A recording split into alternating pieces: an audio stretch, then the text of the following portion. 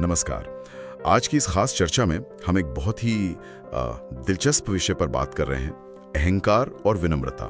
जी, और इसके लिए हमारे पास भगवद गीता की शिक्षाओं पर आधारित एक लेख के कुछ अंश है।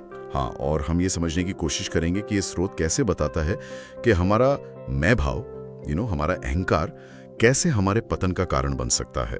और इसके विपरीत विनम्रता क्यों इतनी महत्वपूर्ण मानी गई है। बिल्कुल, तो सवाल यही है जो स्रोत भी उठाता है, क्या हमारा मैं ही हमारे विनाश की जड़ हो सकता है? स्रोत तो यही कहता है, गीता का हवाला देते हुए, कि अहंकार सबसे बड़ा शत्रु है। चलिए इसी को थोड़ा और खोलते हैं। स्रोत सीधे गीता के अध्याय 16 श्लोक 18 पर ले जाता है। जी, ये काफी दिलचस्प है कि कैसे ये श्लोक अहंकार को सीधे क्रोध, कामना और घमंड से जोड़ता है। बिल्कुल, और यहाँ ध्यान देने वाली बात यह है, जैसा स्रोत बताता है कि ये श्लोक अध्याय 16 का हिस्सा है, जहाँ दैवीय और आसुरी स्वभावों की बात है। हाँ, वही तो श्लोक साफ करता है कि जो व्यक्ति अहंकार, बल, घमंड, कामना, क्रोध के वश में है, वो आसुरी स्वभाव वाला है। बिल्कुल, और स्रोत के अनुसार ऐसा व्यक्ति न केवल दूसरों में बल्कि स्वयं ईश्वर में भी दोष ढूंढने लगता है। बाप रे। हाँ, और अनजाने में वो अपने ही विनाश का रास्ता एक तरह से तैयार कर रहा होता है। तो मतलब अहंकार एक तरह का भ्रम पैदा करता है। हाँ, कि सब कुछ मेरे कंट्रोल में है। हाँ। स्रोत इसी भ्रम की बात करता है।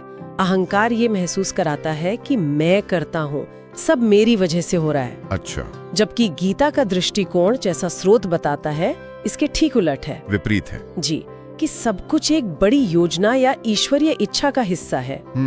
और ये जो कर्तापन का भाव है ना, कि मैं कर रहा हूँ, स्रोत के मुताबिक यही अहंकार की जड़ है। ये कर्ता वाली बात थोड़ी और समझाएंगे, मतलब सिर्फ काम करने वाला? नहीं, स्रोत के अनुसार ये उससे गहरा है। कर्ता होने का मतलब सिर्फ कर्म करना नहीं है, का भोक्ता भी मैं ही हूँ। गीता जैसा स्रोत व्याख्या करता है, इसी धारणा को चुनौती देती है कि कर्म करो, फल की चिंता मत करो। हाँ, कुछ वैसा ही।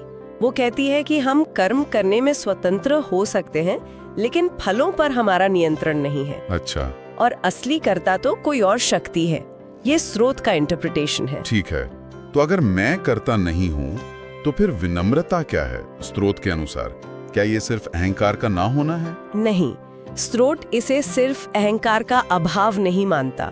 ये एक पॉजिटिव गुण है। पॉजिटिव गुण जैसे ईश्वर पर निर्भरता का भाव, समभाव रखना, मतलब सुख दुख में समान रहना, और ये पहचानना कि हम उस विराट योजना का एक छोटा सा हिस्सा मात्र हैं। सही है। स्रोत बताता है कि जहाँ अहंकारी खुद को बेस्ट मानकर दूसरों में दोष ढूंढेगा, वही विनम्र व्यक्ति हर किसी में और खुद में भी उसी ईश्वर का अंश देखता है। और इसीलिए श्री कृष्ण ने अर्जुन से कहा कि विनम्र व्यक्ति ही उनके पास आता है। बिल्कुल, स्रोत इसी गहरे पहलू को उजागर करता है। तो इसका मतलब ये हुआ कि स्रोत गीता के हवाले से कह रहा है, अहंकार मत करो। हाँ, अहंकार मत करो क्योंकि तुम असली कर्ता नहीं हो। और विनम्र बनो। और विनम्रता अपनाओ क्योंकि वही तुम्हें सत्य के करीब ले जाएगी। सार यही है स्रोत के अनुसार। स्रोत जोर देता है कि सच्ची शांति और ईश्वर से नजदीकी तभी मिलती है जब व्यक्ति मैं और मेरे के भाव से ऊपर उठ जाए। ये कर्ता होने का अहंकार ही हमें बांधता है। हाँ, बिल्कुल।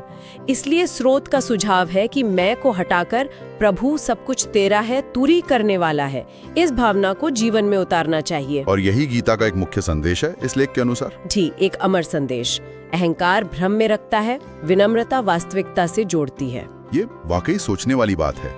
मतलब जो एहसास हमें उपलब्धि का लगता है, ये मैंने किया, वही आध्यात्मिक नजरिए से सबसे बड़ी रुकावट बन सकता है। हाँ, स्रोत इसी विरोधाभास को दिखाता है। उपलब्धि बुरी नहीं है, लेकिन उससे जुड़ा मैं का भाव, हाँ, वो मैं का भाव समस्या है स्रोत के अनुसार। तो इस पूरी चर्चा का निचोड़ क्या निकलता है? निचोड़ ये है कि ये स्रोत भगवद गीता के आधार पर अहंकार को आत्मविनाश और भ्रम का रास्ता बताता है, और विनम्रता को आत्मज्ञान, ईश्वर से निकटता और आखिर में मोक्ष का दरवाजा मानता है। ये मैं के छोटे दायरे से बाहर निकलने का एक तरह का आह्वान है। सही कहा। ये विश्लेषण हमें दिखाता है कि स्रोत के मुताबिक अहंकार सिर्फ एक नैतिक बुराई नहीं, बल्कि वास्तविकता से एक तरह का भटकाव है। और ये हमें एक अहम सवाल पर लाकर छोड़ता है क्या? कि अगर अहंकार इतना सूक्ष्म, इतना शक्तिशाली शत्रु है जैसा स्रोत बता रहा है, तो हम अपनी रोजमर्रा की जिंदगी में से कैसे पहचाने? हाँ, ये मुश्किल सवाल है। हाँ, अपनी बातचीत में, अपने विचारों में, अपने कामों में इसे पहचानने के और इससे सचेत रहने के व्यावहारिक तरीके क्या हो सकते हैं? जी। शायद इस पर सोचना हम सबके लिए काफी फायदेमंद हो सकता है।